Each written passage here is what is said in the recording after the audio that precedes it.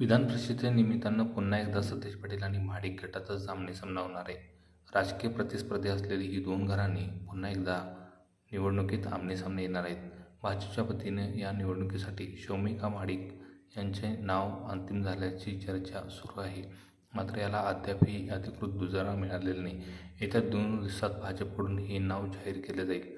त्यानंतर मात्र यावर अधिकृत शिक्कामोर्तब होईल आणि पुन्हा एकदा सतेज पाटील आणि महाडिक यांच्यातच हा सामना होईल. खरं तर माधवराव महाडिक यांना याच निवडणुकीमध्ये पराजय करत सतेज पाटील ही विधान परिषदेवरती गेले होते आणि त्यानंतर महाडिकांचे अनेक सत्ता केंद्र सतेज पाटील यांनी टार्गेट केली होती.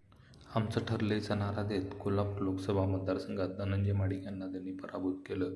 त्यानंतर आपल्या पुतण्याच्या मार्फत अमल महाडिक यांना दक्षिणेतून पराभूत केलं. त्यानंतर ह्या दोन घराण्यातला राजकीय संघर्ष चांगलाच तापला होता. गोकुळच्या निवडणुकीपर्यंत हा संघर्ष